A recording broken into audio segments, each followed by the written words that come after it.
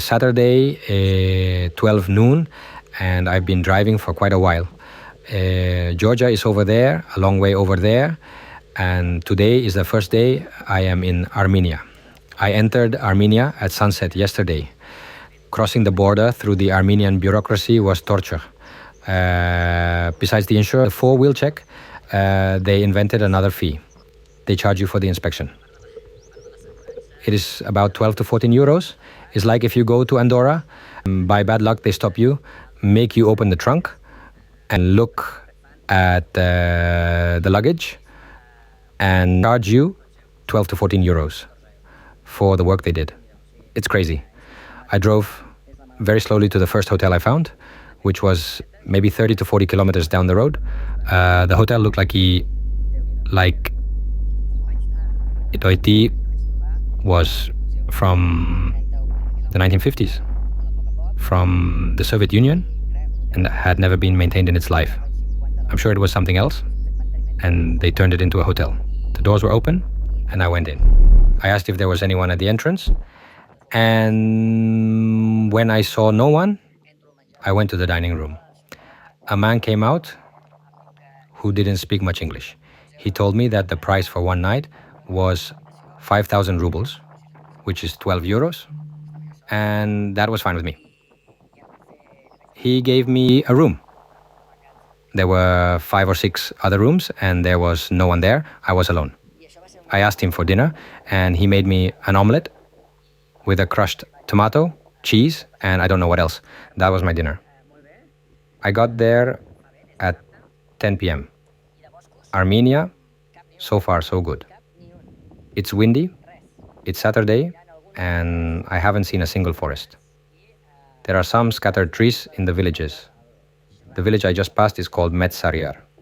Today the goal is to get the capital early and do some work with the archives, because I have a lot of work to do.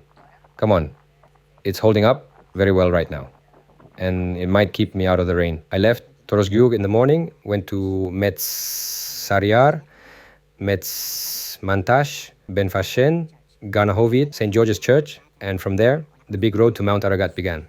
From there, by roads, until you reach the capital, Yerevan.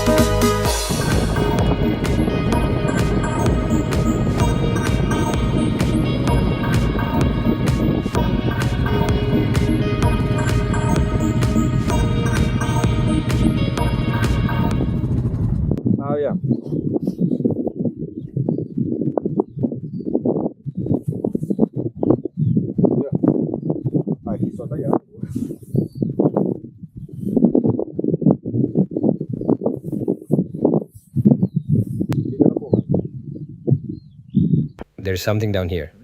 This pipe goes right down there. That it's vented and that it has this outlet, it must be gas. And when you get close, you can feel liquid coming through.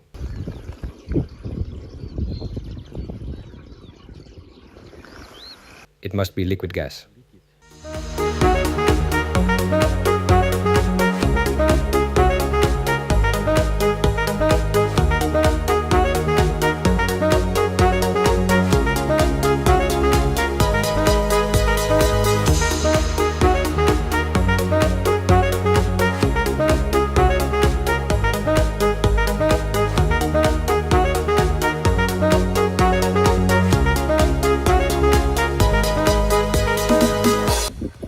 This is a good example of what they do with the garbage.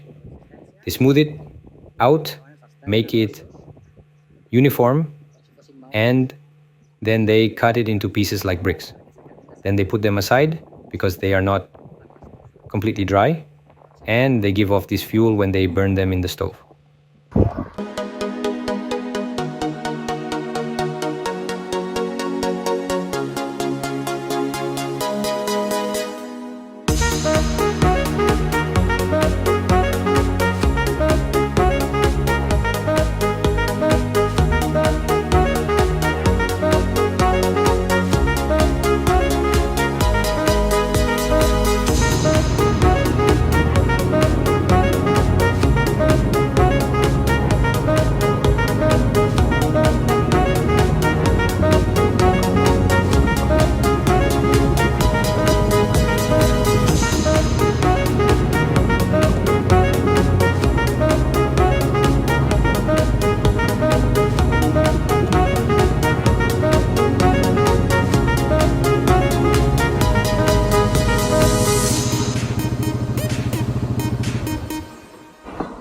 And over there is a harrow.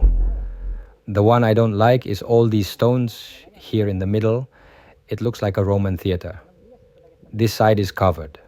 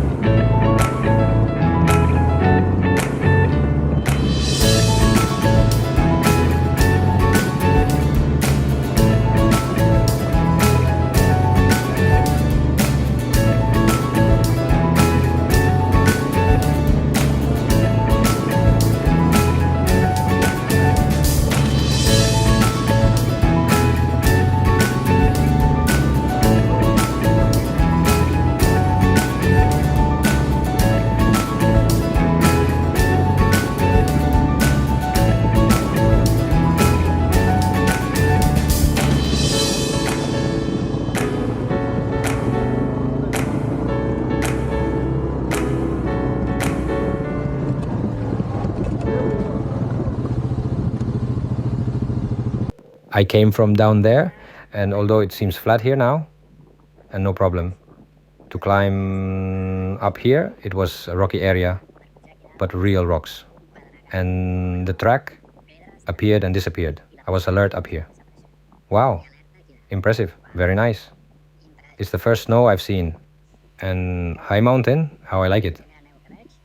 There are more shepherds with tents down there. Those blue ones are tents. There's also a hut, I don't know, maybe a tent. And they're up here with their paddles. It must be nice to be up here. It must be cold at sunset. It's beautiful. For lunch, I stopped at a little botigueta and bought this, which by the way is wrapped from yesterday. Less than €2. It is brutal. I could not describe the taste, but it is very good.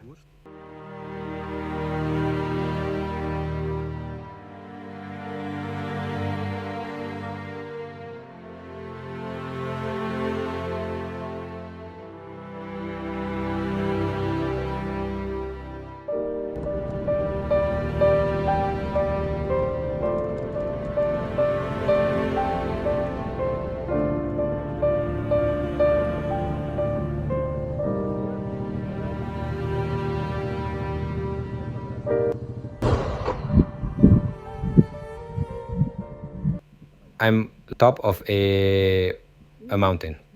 Oh, let's go all the way up there. And the trail? No, I follow the road, it touches. Maybe there's another one up there just to check. How beautiful.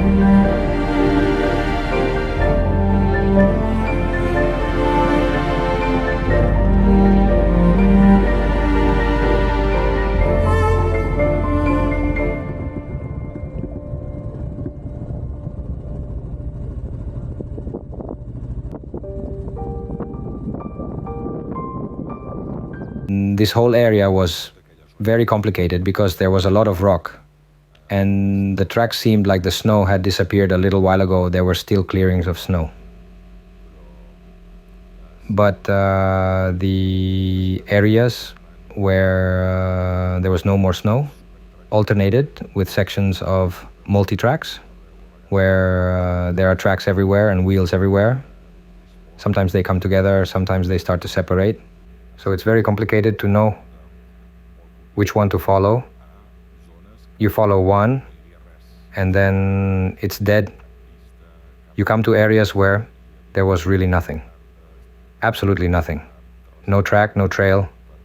You had to go through all that between the stones to get to the trail ahead.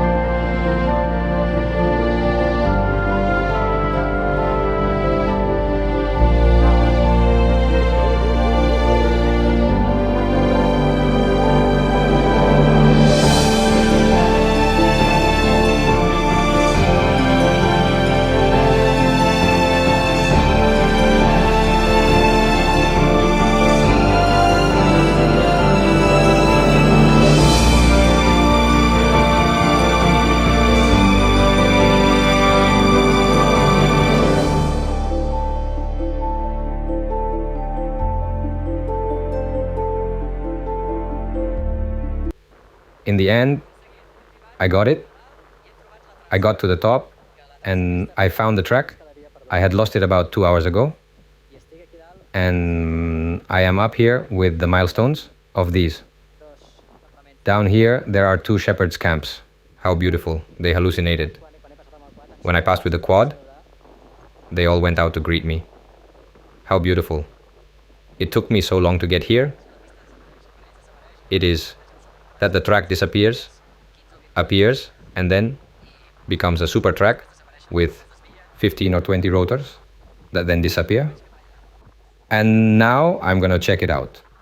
I understand that I won't find any snow on the track. Well, I'm fine. If the track doesn't disappear again, I'm fine. It's a fabulous day.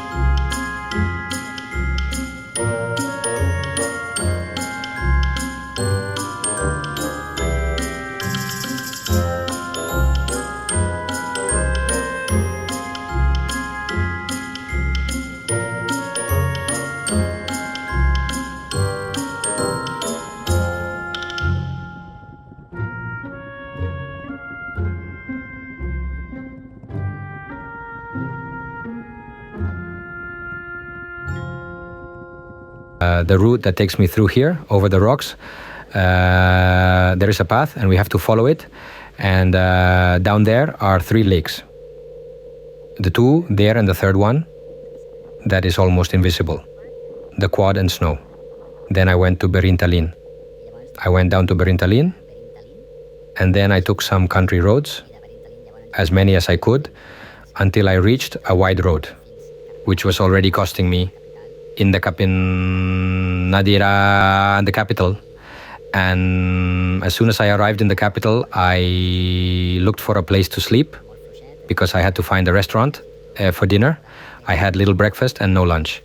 And a good dinner in Yerevan, the capital of Armenia.